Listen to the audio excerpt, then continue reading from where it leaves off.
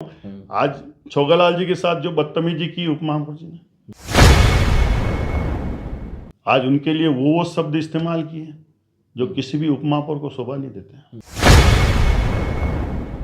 कि जिस पोस्ट पर वो बैठे हैं उनको बड़ों का सम्मान करना चाहिए।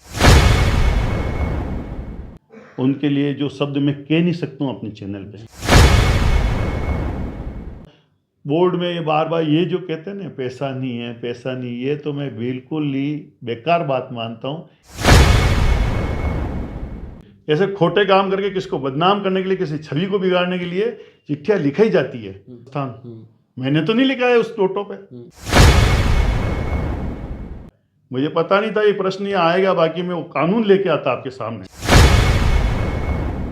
जब आदमी कोई अपनी प्रतिष्ठा प्राप्त कर रहा होता, अच्छा काम कर रहा होता, कुछ लोगों को खटकता है। उस चिट्ठी को मैं घबरा गया खुद, मुझे 2-3 दिन खाना नहीं आया, मेरे जीवन में ऐसा कभी क्षण नहीं आया। आपको अपने वरिष्ठों का सम्मान करना सीखना पड़ेगा।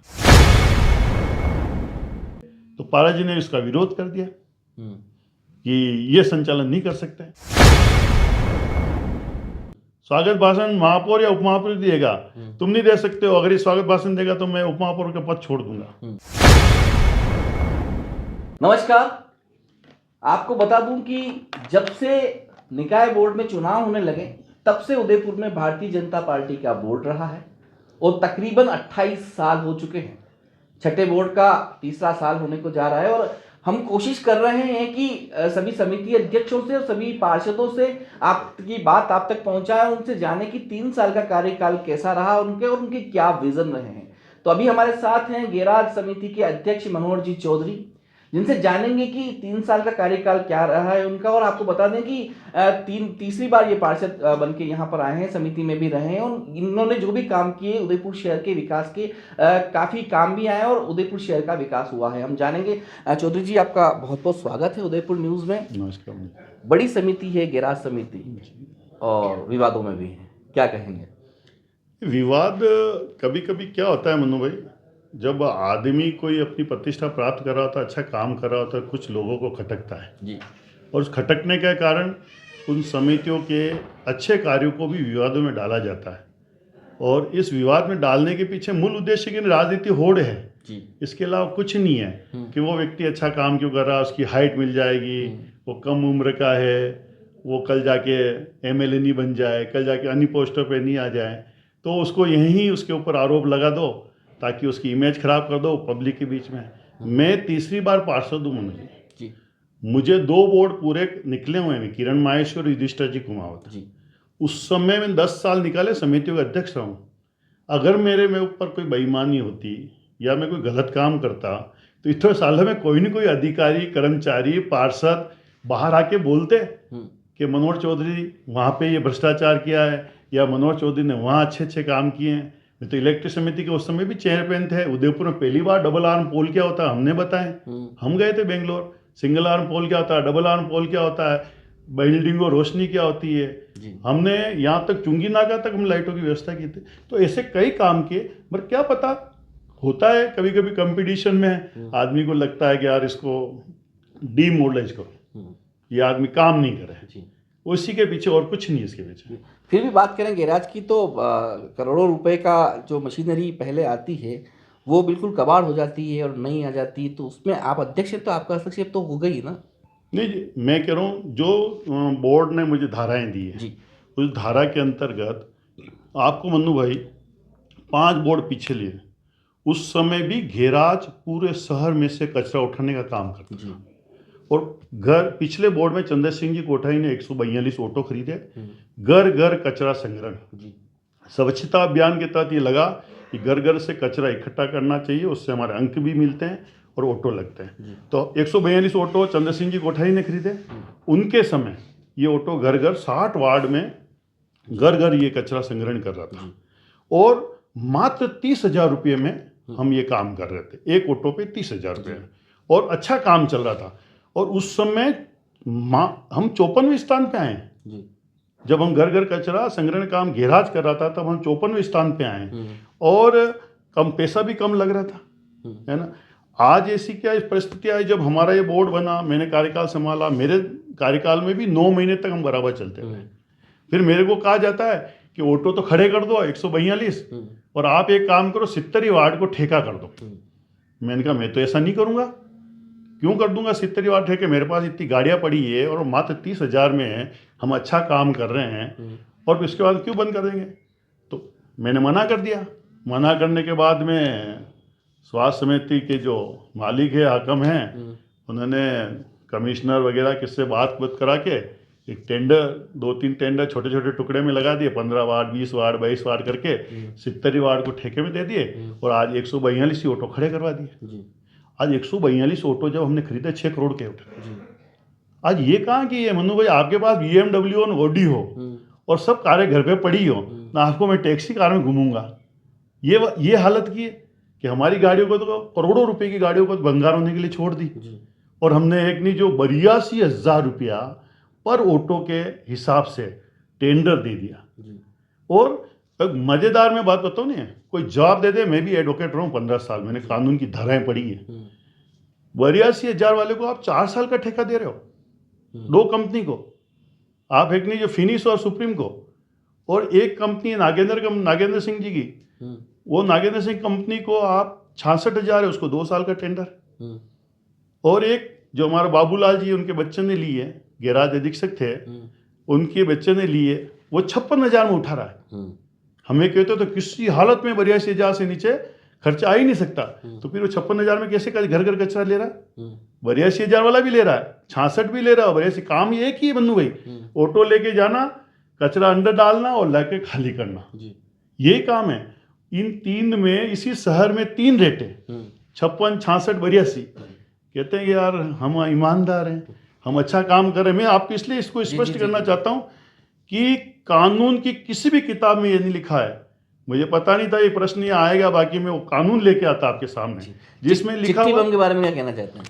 चिट्ठी बम मेरे खिलाफ जब लिखा था फर्स्ट में कि मनोहर चौधरी 3 लाख रुपया महीने के इनको मिलते हैं, बाबूलाल को 5 लाख लिखते हैं, लोकेश जी द्विवेदी पूर्व महापौर को मिलते हैं, ऐसा इन्होंने लिखा। और मनु भाई मैं आज आपके चैनल का धन्यवाद करूंगा जिसने एक ईमानदार आदमी का साथ दिया उस समय भी। उस चिट्ठी को प्रकाशन किया सभी चैनलों ने कि मनोहर चौधरी ये भ्रष्टाचार हो रहा है, ये हो रहा है, मुझे 3 लाख रुपए मिल रहे हैं। उस चिट्ठी को मैं घबरा गया, खुद मुझे 2-3 दिन खाना नहीं आया, मेरे जीवन में ऐसा कभी क्षण नहीं आया। मगर जब 1-1.5 महीने बाद में जब उसी व्यक्ति ने फ्रंट में आके नामजद उस चिट्ठी में लिखा है, वो चिट्ठी आज भी मेरे घर पड़ी है कि सुभाष जी, मदन केसरिया, पारस जी के कहने से वो चिट्ठी लिखी क्योंकि मुझे उन्होंने LDC बनने का लालच दिया। अब ऐसी चीज करेंगे, ऐसे खोटे काम करेंगे, भगवान एकलिंगनाथ सब देख रहा है, ऐसे खोटे काम करके किसको बदनाम करने के लिए, किसी छवि को बिगाड़ने के लिए चिट्ठियाँ लिखाई जाती है। और चिट्ठी लिखने के बाद में उसको लालच दिया जाता है तुझे LDC बना देंगे। 1 महीने बाद 1.5 महीने बाद LDC नहीं बना, उसी ने दूसरी चिट्ठी लिख दी जो फिर आपने प्रकाशन की, अखबारों ने प्रकाशन की। ऐसे खोटे काम करेंगे। अरे हम लोग होता तो मैं भी 2 बार में पहले ही पार्षद रहा हूँ, आता नहीं कोई न कोई, तो मैं तो हटा, बीच में 3 बोर्ड के लिए हटा, कोई बेईमानी होती तो सामने आती। गैराज की जांच के लिए सर्वोच्च पार्षद भी आते हैं, क्या कहेंगे? हाँ, मैं आपको बड़ा ताजुब आता है, गैराज का सर्वोच्च पार्षद और निर्वाचित पार्षद सब मिलके सब थे, शंकर जी, हितांशी जी, नागर साहब, रविंद्र पाल जी, कपूर, सभी लोग, इनकी टीम आई 12-15 पार्षद की। मेरा गैराज अधीक्षक कहता है कि यहाँ पर ये कांग्रेस पार्षद है। मैंने कहा आए तो दिखाओ गैराज को, जो है हमारा गैराज तो जैसे हाथ पैर टूटने वाला जो वार्ड है वैसे ही होता है, किसके पैर लटके, किसके हाथ लटका हुआ, वैसे ही हमारे गैराज में तो कोई पंचर गाड़ी है, कैसे ऐसे। वो लोग घूमते घूमते गए। मैं आपको बताऊँ हम कितना सोचते हैं, हम हमारे कैसे लोगों को बचा लेते हैं, मैं आपको बताता हूँ। वो घूमते घूमते गए, मैं तो बाहर खड़ा था, वो जाए पीछे गए, वहाँ एक ऑटो ठीक हो रहा था और एक वैन ठीक हो रही थी, और वो लोग कांग्रेस का दल वहाँ गया, तो कांग्रेस का दल देखा तो उस पर लिखा था पारस परमार सेवा संस्थान। मैंने तो नहीं लिखा है उस ऑटो पे या उस वैन पे नहीं लिखा है, वो तो उन लोगों की नज़र पड़ी, उनकी नज़र पड़ी तो उन्होंने वहाँ पे दाम दीम प्रेस वालों को बुला लिया, छपा दिया, ये तो अल्लाह क्या यहाँ पे एक नहीं जो ये किसकी गाड़ियाँ, जवाब दो। बेरवा जी को पकड़ लिया उन्होंने कि जवाब दो, ये दोनों गाड़ियाँ ये नगर निगम की नहीं है, यहाँ कैसे ठीक हो रही है। वो सब कारीगर और कर्मचारी उस पर काम कर रहे थे, तो वो फोटो और वीडियो सब है और वो करे था वो। अब वो लोग अगर वो पकड़ लेते हैं तो मैं उसमें क्या करूं? ये तो आपकी जानकारी में नहीं था क्या? ये मेरी इतने समय से जानकारी कि में, मैं जिला इसलिए समिति अध्यक्ष हैं हाँ आपकी आप। बात सही है। मैं उस समय हमारे राजसमंद के चुनाव हो रहे थे, जी। तो मुझे पार्टी ने 3 महीने के लिए वहाँ पे सह-प्रभारी के रूप में विधानसभा चुनाव में लगा दिया। तो उस पीरियड की बात है कि उस पीरियड में वो और ऐसी जगह हो रहे थे जहाँ किसी को दिखे नहीं। हम भी जाते हैं कई बार गाड़ी लेके, गाड़ी करते हैं ऑफिस में चले जाते हैं, फिर उठाई गाड़ी चली जाती है। अब कहीं वो गैराज बहुत लंबा चौड़ा और कहीं वो गाड़ियाँ पड़ी थी तो हमारी नज़र में कभी आई नहीं, और मैं चुनाव में भी लगा हुआ था। मगर मैं ये कह रहा हूँ कि ये सब चीज़ें क्यों होनी। इसके पहले भी जैसे उस समय वो बात उठी थी कांग्रेस पार्षद ने, आपने पहले पानी का टैंकर बना था उपमहापौर का। अब पानी का टैंकर बना था और हुआ था, क्या हुआ क्या नहीं हुआ, ये सब चीज़ें है ना। वो जो आप कहते हैं ना, आप अब सब चीज़ें एक छोटी छोटी चीज़ों के लिए जब अगर अपन ऐसा होता है तो हमारी ईमानदारी पे शंका तो होती है कि ये चीज़ अगर यहाँ हो रही है तो ईमानदार कितने अपन। बीच में बात भी उठी थी कि पेट्रोल पंप जब चेंज किया तब से डीजल और पेट्रोल का जो भाड़ा है वो कम हो गया, क्या कहेंगे आप? बिल्कुल, आपको बताऊँ, आपको जब पेट्रोल पंप वहाँ था, मैंने आपको पहले ही कहा, हम 60 वार्ड में ऑटो टिपर जाते थे और कचरा संग्रहण करते थे। एक ऑटो में हम 5 लीटर डीजल भरवाते थे। जब हमारे 142 ऑटो खड़े कर देंगे और रेंट पे, किराए पे, टेंडर से हम दूसरा जगह ले लेंगे, उनको देंगे, और वो 42 होता, आज 140 ऑटो का अभी अंदाज लगा लो, 5 से कितना लीटर डीजल दिन का बचा? 750 लीटर डीजल एक दिन का बच जाता है। क्यों? वो काम कर रहे थे और वो जैसे बंद हुए ये हो गया। आप बड़ी बड़ी गाड़ियां बंद करवा दी, ये भी जाएगी। अभी 1 अक्टूबर से हमारे क्या नाम, ये 70 वार्डों में वो जो कचरा स्टैंड से उठाने के 2,57,00,000 का टेंडर हुआ है ना। 2,57,00,000 का टेंडर हुआ, गाड़ियां खड़ी होगी, करोड़ों रुपए की गाड़ियां फिर खड़ी होगी। आज उनका जो डीजल अभी 26 लाख आ रहा था 1 अक्टूबर पे, पहले 46, 45, 46 आ रहा था, फिर 26 आ रहा था। यही गाड़ियां खड़ी करी तो आजकल हमारे 15-16 ही आ रहा है। अगर गाड़ी ही बंद कर दोगे तो डीजल तो बचेगा ही बचेगा, और डीजल भराएगा ही नहीं, गाड़ियां चलेगी नहीं। तो अपन उसमें कहे कि यार ये यहाँ चेंज करने से बच गया, नहीं, इससे नहीं हुआ। गाड़ियां बंद करने से डीजल की खपत कम हुई है। जी, मेला हुआ था हाल ही, तो मेले में शुरुआती दिनों में ही विवाद हो गया था, क्या कहना चाहेंगे आप? क्योंकि हर विवाद के गवाह आप रहे हैं। जी, ऐसा भगवान की मर्जी थी, चाहे गोवर्धन विलास हो और चाहे मेले का हो, चाहे मैं तो कहूँ एक वो कुसुम पार्षद का झगड़ा हुआ था प्रताप सिंह जी का, वहाँ भगवान जाने क्या पता क्यों मैं हर जगह वहाँ ऐसी जगह में पहुँच जाता हूँ या रहता हूँ। आज छोगालाल जी के साथ जो बदतमीजी की उपमहापौर जी ने, आज उनके लिए वो शब्द इस्तेमाल किए जो किसी भी उपमहापौर को शोभा नहीं देते हैं। किसी भी, वो भी एक वरिष्ठ आदमी है, उसके खिलाफ ऐसी बातें कहना शोभा नहीं देते हैं। मैं था, बैठा था, उनके लिए जो शब्द मैं कह नहीं सकता हूँ अपने चैनल पे, वो शब्दों का इस्तेमाल किया। उसकी भी एक छवि है, वो भी वर्षों से इस समाज सेवा में और पत्रकारिता जगत में वो काम करते आ रहे हैं। और फिर सेकंड दिन ताराचंद जी से, जो 6 बार पार्षद रहे, जिलाध्यक्ष रहे और उप जिला प्रमुख रहे और अभी निर्माण समिति अध्यक्ष। छोटा सा मैटर था कि महापौर जी ने कहा कि मनोहर जी चौधरी आप संचालन करोगे आज। उस दिन मैंने संचालन कर लिया। दूसरे दिन उन्होंने तय किया कि ताराचंद जी वरिष्ठ है तो वो संचालन करेंगे। ताराचंद जी उस दिन गांधीनगर से आए थे, उस दिन उन्होंने संचालन के लिए, तो पारा जी ने इसका विरोध कर दिया कि ये संचालन नहीं कर सकते, ये कैसे संचालन कर सकते हैं, सांस्कृतिक समिति की अध्यक्षता करेगी। महापौर जी ने कहा मैंने तय किया है, हो गया, आप भले तय कर लो। एक महापौर तय कर ले, उसके बाद उसके कहा आप भले तय कर लो, मैं नहीं करने दूंगा। ताराचंद जी ने कहा ठीक है, इनकी इच्छा नहीं है तो मत करो। तो महापौर जी उसने कहा चलो ठीक है, स्वागत भाषण ताराचंद जी देंगे। आप बताओ, 6 बार जो जिलाध्यक्ष रहा हुआ है, उप जिला प्रमुख रहा हुआ है, उस आदमी को तुम स्वागत भाषण भी नहीं दे सकते हो। स्वागत भाषण महापौर या उपमहापौर देगा, तुम नहीं दे सकते हो। अगर ये स्वागत भाषण देगा तो मैं उपमहापौर का पद छोड़ दूंगा। और बदतमीजी ऐसे सीनियर आदमी से करना कोई उचित ही नहीं था, क्योंकि मैं सही सही बात कह रहा हूँ, कोई गलत बात नहीं कह रहा हूँ। आपको अपने वरिष्ठों का सम्मान करना सीखना पड़ेगा।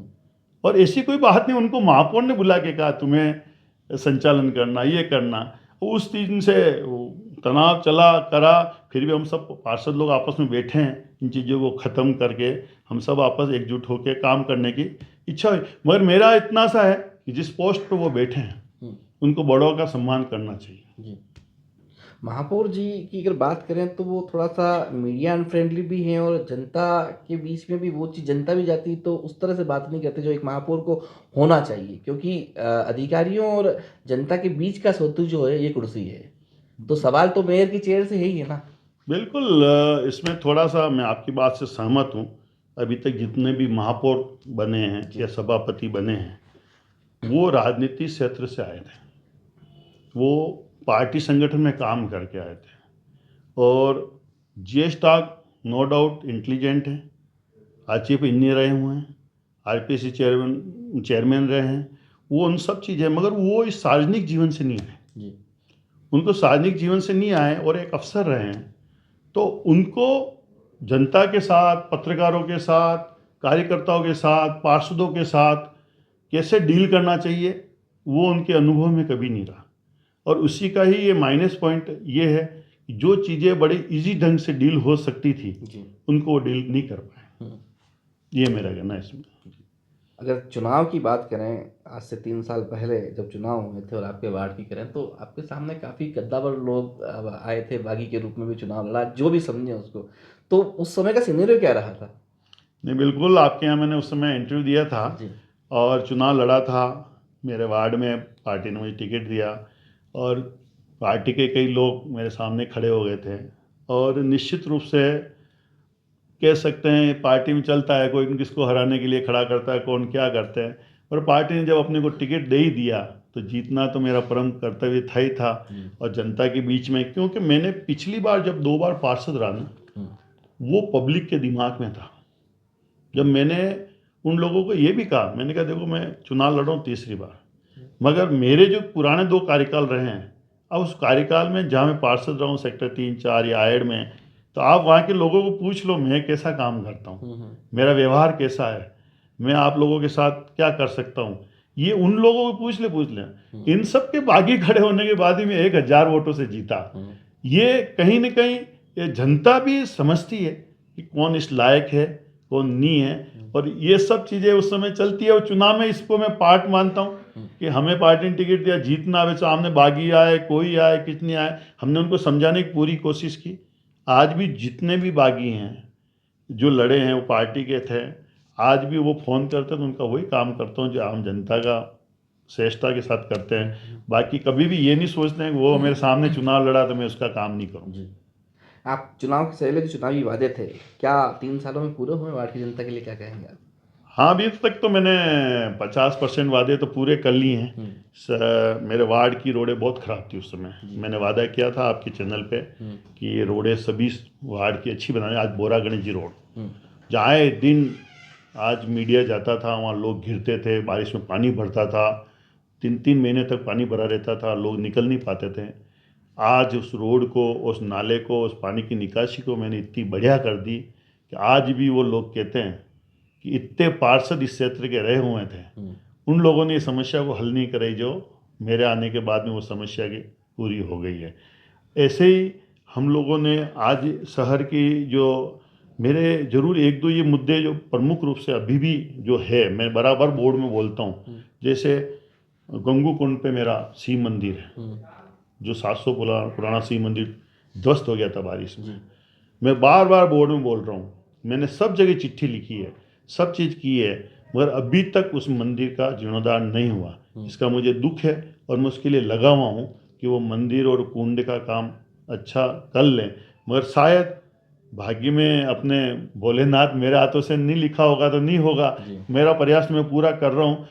बोर्ड में ये बार बार ये जो कहते हैं ना पैसा नहीं है, पैसा नहीं, ये तो मैं बिल्कुल ही बेकार बात मानता हूँ। ये कह के सबको मूर्ख बनाने जैसी बात है।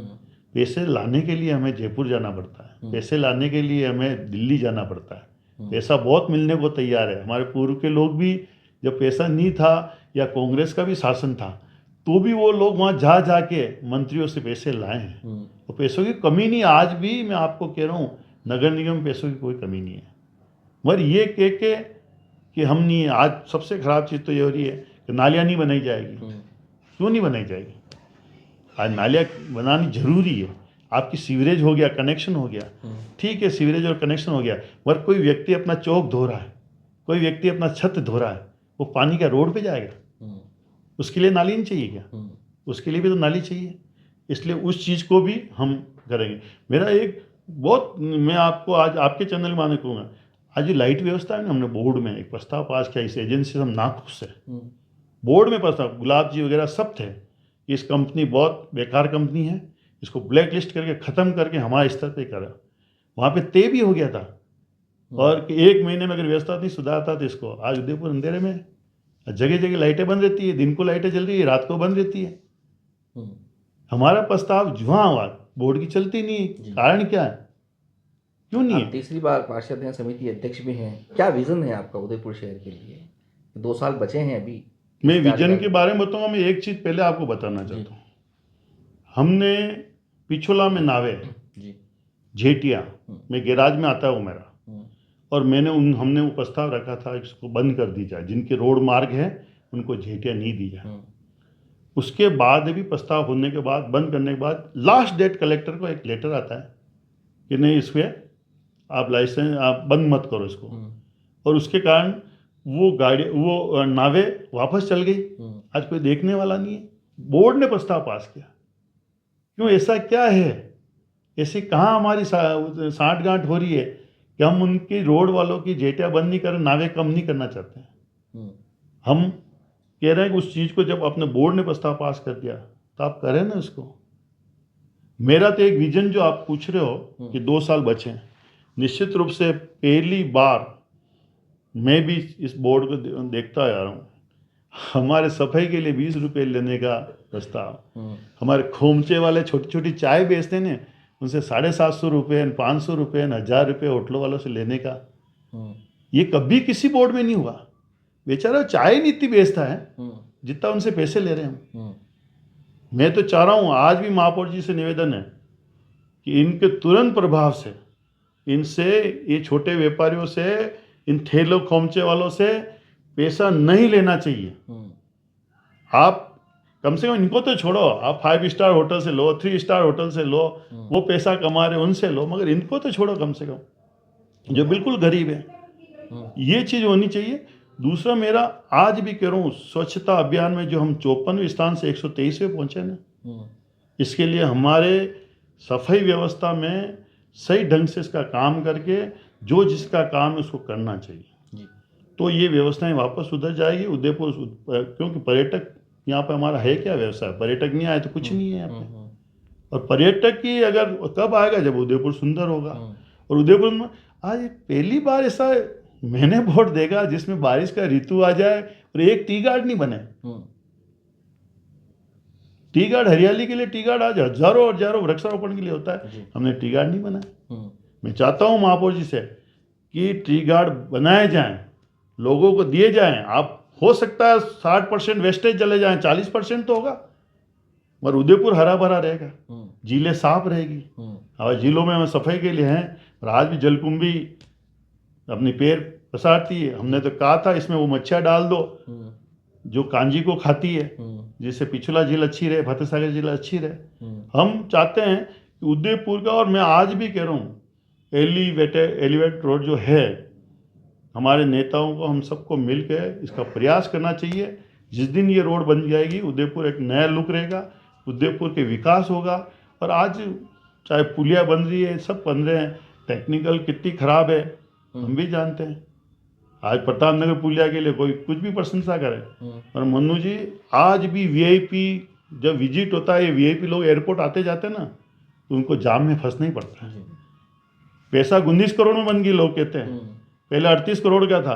अरे भाई, इतना सा दिमाग तो लगने चाहिए। वो पहले बन रहा था 38 किलो में 2.7 किलोमीटर की थी, जो यहाँ गाडुले लोहार से लगा के रोशनलाल जी के पेट्रोल पंप तक थी। अब अपन ने बना दी 1.7 की, 1 किलोमीटर रोड बनी कम। पुलिया कम बनी तो पैसा तो बचना ही बचना है।